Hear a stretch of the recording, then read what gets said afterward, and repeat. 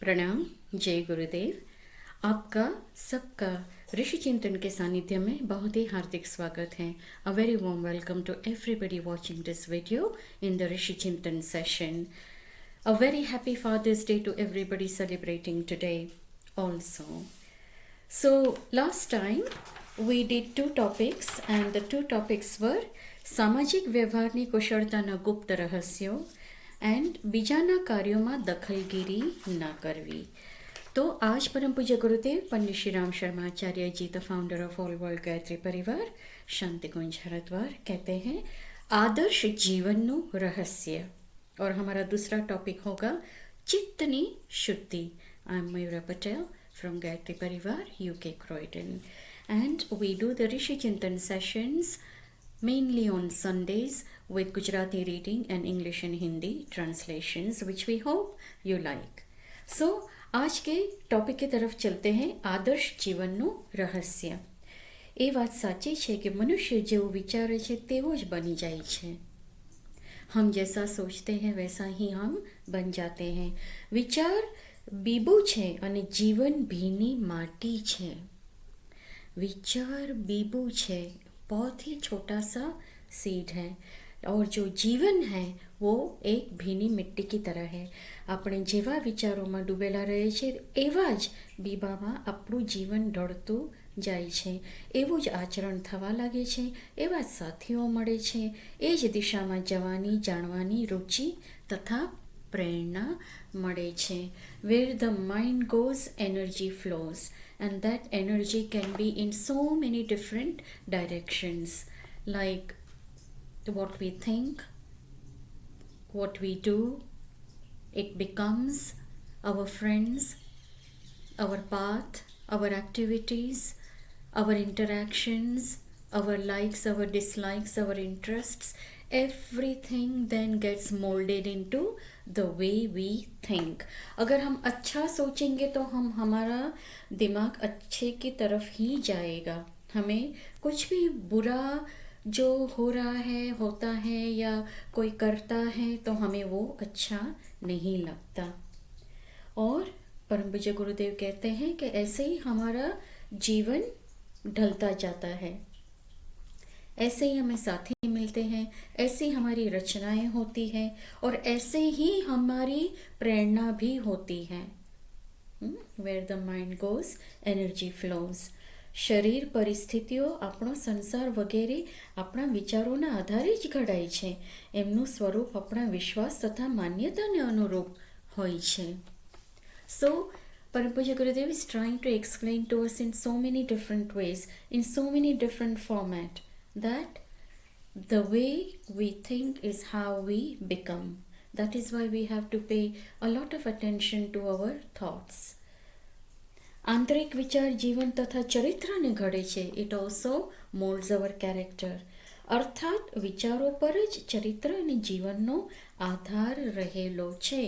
Thoughts, words and actions. जैसा सोचेंगे वैसा बोलेंगे और वैसा ही हम करेंगे. તેથી માણસે હંમેશા સારા વિચાર અને સારા કાર્યો જ કરવા જોઈએ. ભલાઈ વધારવાનો તથા બુરાઈ ઘટાડવાનો અભ્યાસ કરવો જોઈએ અને વિચારશીલ બનીને દ્રઢતા તથા તત્પરતાપૂર્વક ધીરે ધીરે મનની ખરાબ વૃત્તિઓ તથા વિચારોનો ત્યાગ કરી દેવો જોઈએ. We have to make a conscious effort of eliminating all the bad thoughts and anything that bad comes to our mind. We have to make a very very serious conscious effort of eliminating that. Only then the good will come. पहले भी हमने एक बार इस चर्चा को लेकर हमने बात की है कि जब तक हमारे में से जब तक बुराइयां नहीं जाएगी तो तब तक अच्छाइयों का आने की संभावना कम रहती है. अगर अच्छा चाहिए तो बुरा को छोड़ना ही पड़ेगा और कोई रास्ता है नहीं. There is no other easy way. चाहे हम कितने भी पूजा पाठ कर ले, चाहे हम कितनी भी माला कर ले, चाहे हम कितने अनुष्ठान कर ले, हवन कर ले, कथा कर ले, व्रत कर ले, आप जो भी नाम दो, हाँ, जब तक हम अपने अंदर की बुराइयों को नहीं छोड़ेंगे, हमारे विचारों के ऊपर हम काबू नहीं रखेंगे, तब तक हम अच्छे बन ही नहीं सकते। तो फिर आप पूछेंगे कि ये सब जो हम कर्मकांड करते हैं तो उसका क्या अर्थ है? देखिए, जब तक कि हम वो कर्मकांड करते हैं, सपोजिंग आधे घंटे का हवन है, अगर हमने आधा घंटा पूरी तरह से भगवान में ध्यान लगाया तो वो आधे घंटे का हमारा अच्छा कर्म बन जाएगा। लेकिन अगर वो आधे घंटे में भी अगर हमारा मन भटकता है, हमारी दृष्टि भटकती है, हमारे विचार भटकते हैं, तो वो कर्मकांड बेकार है। तो परम पूज्य गुरुदेव आगे कहते हैं, સારી વૃત્તિઓને નિરંતર અભ્યાસ કરતા રહેવું જોઈએ। આ કામમાં એને લોકોના સંપર્કમાં રહેવાથી, શ્રેષ્ઠ પુસ્તકો વાંચવાથી, શ્રેષ્ઠ બાબતો જોવાથી, શ્રેષ્ઠ કાર્યો કરવાથી, બીજાઓની સારી બાબતોની કદર કરવાથી અને એમને અપનાવવાથી તથા સદૈવ શ્રેષ્ઠ વાતોમાં જ શ્રદ્ધા રાખવાથી મોટી સફળતા મળશે। Being in the company of good, being in the company of good encourages us to be also good। अगर कोई ज़्यादा स्मोक करता है, अगर हम निरंतर उसी की कंपनी में रहेंगे तो कभी ना कभी वो हमें भी आदत लग सकती है। अगर कोई बहुत पीता है, अगर हम ऐसी कंपनी में रहेंगे तो कभी ना कभी कोई ना कोई कहेंगे कि नहीं आप पियो पियो पियो, और ऐसे ही लोग फिर बुरी आदतों में पड़ जाते हैं। तो जैसी कंपनी वैसी हमारी आदतें भी बनेगी। अगर हम श्रेष्ठ कंपनी में रहेंगे, श्रेष्ठ लोगों के साथ रहेंगे, अच्छे लोगों के साथ मिलेंगे, बैठेंगे, बातें करेंगे, उनके आचार विचार को हम समझेंगे, जानेंगे, तो हमारे भी विचार अच्छे होने लगेंगे। આમ કરવાથી તે દિવસે દિવસે વધારે બળવાન, શ્રેષ્ઠ અને બુદ્ધિવાન બનતો જશે અને એનું જીવન ઉજ્જવળ, શુદ્ધ, शांतिप्रद, आनंदमय અને सुंदर बनतो जैसे। तो अगर जीवन को अच्छा बनाना है, सुंदर बनाना है, उज्जवल बनाना है, शांतिमय बनाना है, तो यही एक रास्ता है। तो आज का हमारा पहला टॉपिक था आदर्श जीवनનું रहस्य। हमारा दूसरा टॉपिक है चित्तनी शुद्धि। देखिए, ये जो चित्त की शुद्धि है उसका हमने एक जो उसका पासा होता है वो हमने इस टॉपिक में भी देखा कि आदर्श जीवन कैसे जीना चाहिए। तो एक मेथड है। अभी गुरुदेव उसके ऊपर एक और स्टेप हमें ले जा रहे हैं। कहते हैं चित्त की शुद्धि रखो। पहले वातावरण की शुद्धि, दोस्तों की शुद्धि, जिसके साथ हम उठते बैठते बोलते हैं, जाते हैं, आते हैं, ऐसे लोगों को अच्छी तरह से पहचानना, अच्छे लोगों में रहना, अच्छे काम करना। अभी कहते हैं अपने चित्त की शुद्धि। ये सब करने के बाद भी हमारे चित्त की शुद्धि का बहुत ही बड़ा प्रभाव है हमारे जीवन पर। तो क्या क्या कहते हैं? ધનને સુરક્ષિત રાખવા માટે ઘરમાં तिजोरी રાખવી જરૂરી છે। देखिए, धन की सुरक्षा के लिए हम घर में तिजोरी रखते हैं, પણ જો दुर्गंधयुक्त गंदगी तिजोरी में भरवामां आवे तो तिजोरी नो दुरुपयोग थाय छे। लेकिन अगर हम उसमें अच्छी चीज़ नहीं रखेंगे और कोई दुर्गंध वाली चीज़ रखेंगे तो फिर तो वो तिजोरी का अच्छा इस्तेमाल न हुआ ना। तो कहते हैं दुर्गंधથી गंदकीની हानि પણ થાય છે। दुर्गंध और गंदकी से तिजोरी की हानि भी हो सकती है। चित्तनी बाबतમાં પણ આવું જ છે। भगवाने मनोमय मनोमय कोश, हमारे 5 कोश होते हैं, ठीक है। तो जो हमारे 5 कोश है उसमें से हम यहाँ पे हमारे मनोमय कोश की बात कर रहे हैं। आप पूछेंगे कि 5 कोश क्या हैं? तो पहला हमारा है अन्नमय कोश, प्राणमय कोश, मनोमय कोश, विज्ञानमय कोश और आनंदमय कोश। हमारे 5 कोश हैं। These are the 5 different layers of our causal, our abstract body, है ना, not our physical body, our abstract body। देखिए हमारे 3 बॉडीज है, एक तो फिजिकल बॉडी है, एक एब्स्ट्रैक्ट बॉडी है और एक कॉजल बॉडी है। फिजिकल बॉडी में जो भी हम खाते हैं, पीते हैं, हम सांस लेते हैं, जो भी हम क्रियाएं करते हैं वो हमारे फिजिकल बॉडी से होती है। जो हमारे एब्स्ट्रैक्ट बॉडी में चलता है वो क्या है, हमारे जो इमोशंस हैं, हमारी जो थॉट्स हैं, ये जो एब्स्ट्रैक्ट चीज़ें होती हैं वो हमारे एब्स्ट्रैक्ट बॉडी में होता है। और एक और ऊपर से है जो है कॉजल बॉडी। तो कॉजल बॉडी क्या है? कॉजल बॉडी वो है जो हमारे आत्मा से बिल्कुल चिपकी होती है। जहाँ हमारी आत्मा जाती है वहाँ कॉजल बॉडी जाती है। तो कॉजल बॉडी में क्या होता है, जो भी हमारे जीवन के हिसाब किताब हैं वो सब उसमें रहते हैं। It's like a bank account. तो where the soul goes the causal body follows. When we leave this physical body, then with it goes the abstract body also। क्योंकि जब प्राण ही नहीं बचते शरीर में, तो जो भी हमारे इमोशंस होते हैं, जो भी हमारी सब मनोवैज्ञानिक क्रियाएं होती हैं, all over mental exercises, all over mental turbulences, everything vanishes। That is why we say rest in peace। That is why we say rest in peace। तो जब फिजिकल बॉडी जाती है तो उसके साथ एब्स्ट्रैक्ट बॉडी भी चली जाती है, क्योंकि उसके साथ सब इमोशंस खत्म हो जाते हैं और हमारे जो जीवन के हिसाब किताब है वो हमारे कॉजल बॉडी के साथ जाते हैं, जो हमारी आत्मा के साथ जाती है। तो यहाँ पे परम पूज्य गुरुदेव बात करते हैं મનોમય કોષ, કે ભગવાને મનોમય કોષમાં ચિત્તને એટલા માટે રાખ્યું છે કે એના દ્વારા ઉત્તમ સ્વભાવને સુરક્ષિત અને ચિરસ્થાયી રાખી શકાય।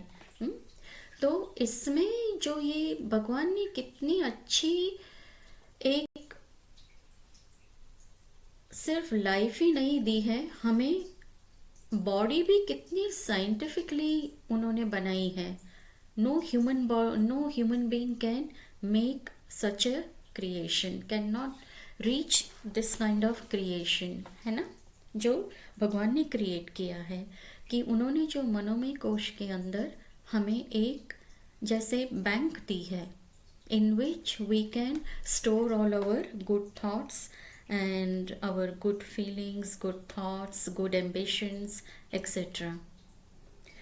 उसमें हमें સુરક્ષિત રખના है। આજે લોકોના ચિત્તની ખૂબ દુર્દશા થયેલી છે। आजकल लोगों के चित्त की अशुद्धि हो गई है और वो अशुद्धि के कारण ही सब अशुद्ध क्रियाएं होती है और अशुद्ध क्रियाएं के कारण ही अशुद्ध कर्म होते हैं। तो कहते हैं એમાં બુરી ટેવો, નીચ વિચારધારાઓ, સડેલી પરંપરાઓ, તુચ્છ કામનાઓ વગેરે ભરેલા છે, એમનું શુદ્ધિકરણ થવું જરૂરી છે। See, to follow a wrong path is very easy, but to stay on the right path and to do the right thing is very very difficult। हम कितनी बार गिरेंगे, कितनी बार खड़े होंगे, उसमें परिश्रम लगता है। इसमें परिश्रम नहीं लगता, इसमें कम मेहनत पड़ती है। तो बहुत सारे लोग ऐसे कम मेहनत वाली रास्ता पहले चुनते हैं। क्यों? क्योंकि वो इजी होता है। तो बहुत सारे लोग बहुत ही गलत कार्य करते हैं, गलत रास्ते पे जाते हैं और बहुत लोग सोचते हैं कि नहीं नहीं हम तो सच्चे रास्ते पे हैं, लेकिन उसका उसका जो हिसाब किताब है वो तो कौन करेगा, वो तो भगवान ही करेंगे ना। चाहे हम कुछ भी सोचे, हम सोचे कि हमने अच्छा किया है, but who knows, who are we to जज? ओनली गॉड कैन जज दैट कि हमने ठीक तरह अपने कॉन्शियंस को फॉलो किया कि नहीं किया। तो यहाँ कहते हैं कि बहुत ही तुच्छ કામનાઓ વગેરે ભરેલા છે, એમનું શુદ્ધિકરણ થવું જરૂરી છે। परम पूज्य गुरुदेव कहते हैं कि इसका शुद्धिकरण होना बहुत आवश्यक है। જેવી રીતે માટી પાણીને શોષી લે છે, માટી પાણીને શોષી લે છે, અર્થ mud soil sucks water, અને રંગ તથા ગંધને લાંબા સમય સુધી સાચવી રાખે છે, એવી જ રીતે મન દ્વારા જે વિચાર કરવામાં આવે છે અને શરીર દ્વારા જે કાર્યો થાય છે એમનું ઔચિત્ય અનૌચિત્ય પાપ પુણ્ય ચિત્તમાં પરિપક્વ થઈને દુઃખ કે સુખના કર્મ ભોગનો निर्णय करे छे। देखिए, ये भी परम पूज्य गुरुदेव बताते हैं कि इसका निर्णय कैसे होता है। पाप पुण्य चित्तમાં परिपक्व થઈને દુઃખ કે સુખના કર્મ ભોગનો નિર્ણય કરે છે। That is why it is said that we are the creators of our own situation. We are the architect of our own destiny. Because जो हमारे कर्म होते हैं उसी से हमें सुख या दुख मिलते हैं और उनकी अनुभूति होती है, उनका एक्सपीरियंस होता है। तो कहते हैं कि इसको हमें बहुत ही संभाल के रखना है।